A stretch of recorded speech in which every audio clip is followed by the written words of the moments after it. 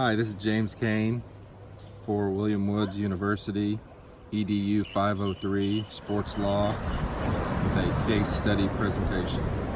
This is for graded assignment 2.1. In case study 1.1, Cook versus Colgate University, the plaintiff were members of Colgate University women's club hockey team.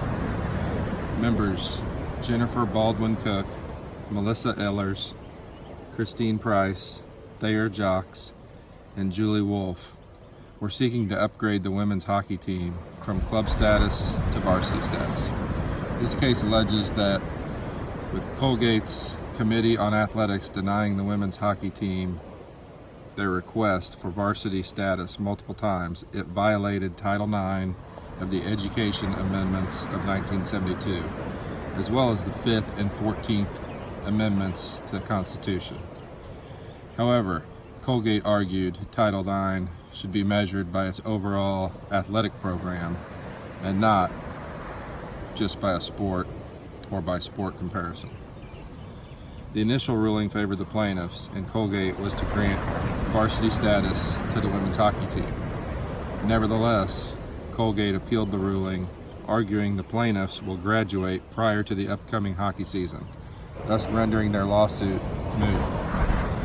After hearing more arguments from both sides on the interpretation of the mootness doctrine, the district court's initial verdict was vacated, and the court was given instructions to dismiss the case and dismiss the action as moot.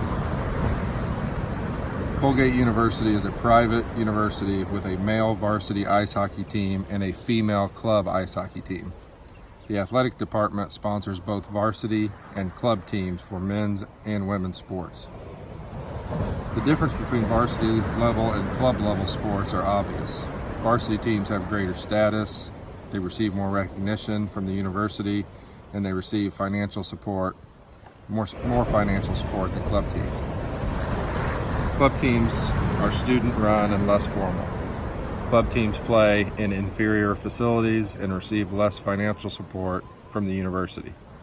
However, club teams allow more students with introductory or intermediate skill levels the opportunity to play a sport in college.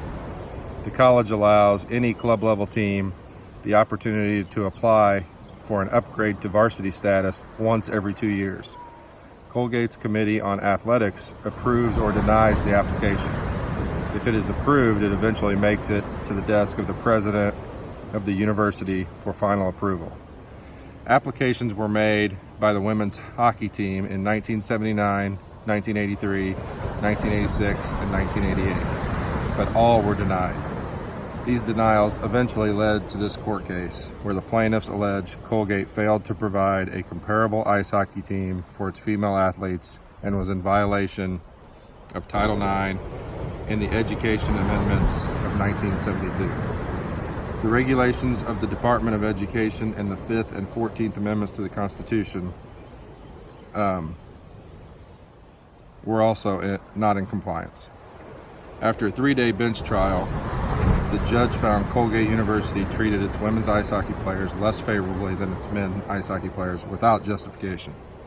He ordered the school to upgrade the women's ice hockey team to varsity status, beginning with the 1993-1994 academic year. He also ordered the school to provide equal athletic opportunities for the women ice hockey players. Colgate appealed this, stating the most obvious argument, which is the plaintiffs will no longer play for or attend the university for the 1993-1994 academic year. The plaintiffs would have already graduated, making the action moot. Since there was no longer a personal stake in the case for the court to rule on, there was nothing the court could do to readdress the injury.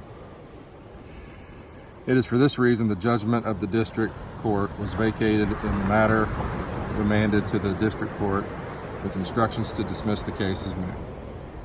The ruling in this case, of course, benefits the university. But the reason behind this initial lawsuit is one that all athletic directors should take heed of.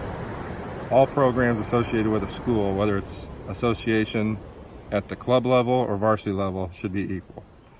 Moreover, if a sport or activity for one gender is not the same level or given an opportunity to become equal, more lawsuits like this could be filed. If the lawsuit would have been filed even a year earlier in a different capacity where the moot doctrine would have had more relevancy, the plaintiffs in this case would have had a better chance of winning their suit. I hope you enjoyed our scenes from Maui. Until next time, aloha.